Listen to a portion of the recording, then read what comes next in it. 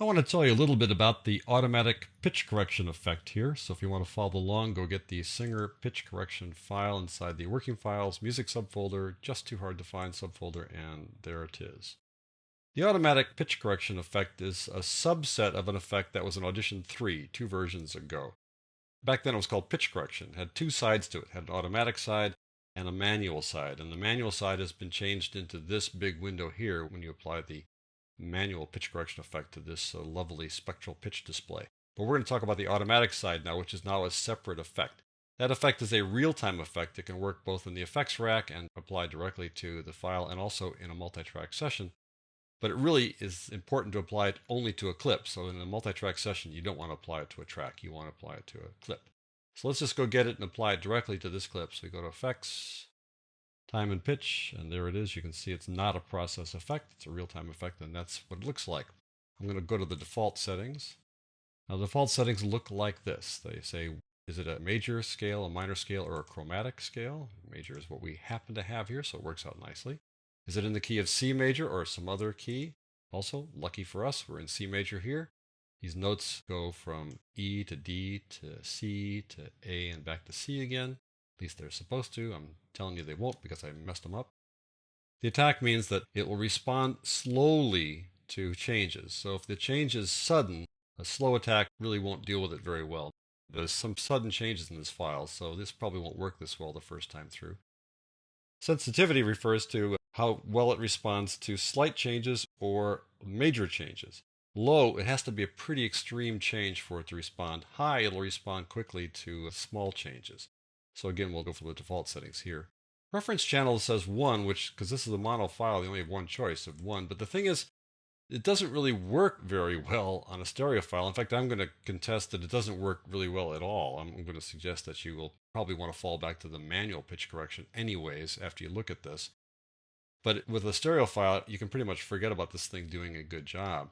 So don't even worry about the reference channel. You won't be using it on the stereo file. And in fact, you really need a file that just has one vocalist or one instrumentalist.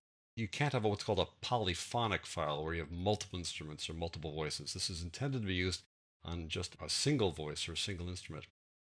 FFT size stands for Fast Fourier Transform. You have only 3 choices.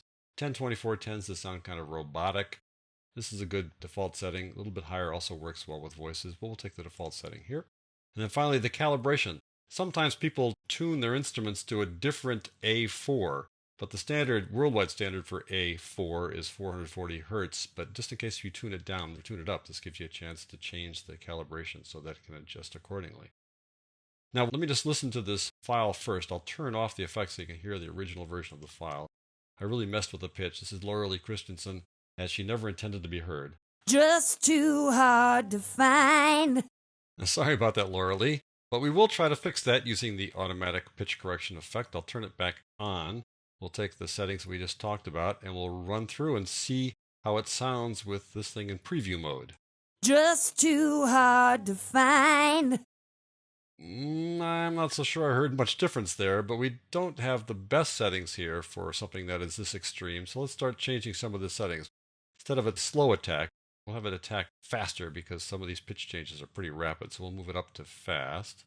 The sensitivity is kind of in the mid-range now. We'll make it more sensitive. And the rest of these settings, well, we could raise this guy to 4096, but that shouldn't change the way it discovers pitch problems, just how it sounds after it changes them. So we'll take these settings now and we'll preview it again. Just too hard to find. Again, I'm not all that thrilled with any changes there. I think you probably are going, what difference is there? Is there any difference at all? Well, we'll apply it. Just visually look at the difference. We'll look at the before and the after. So I'll click Apply.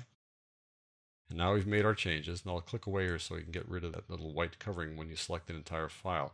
Now I'm going to go Control or Command Z to undo this and look at the pitch lines here and see how different they go from the after to the before.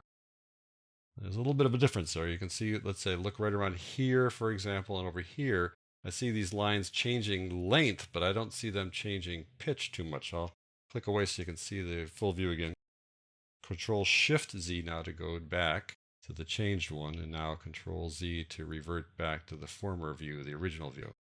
Just slight differences. And the proof is in the pudding. How does it sound? Just too hard to find. Really, not an effective change. So what you've learned here, I think, is that the pitch correction tool, the automatic pitch correction tool, might be able to handle subtle pitch changes reasonably well. But anything that's a little more obvious, it really struggles to fix.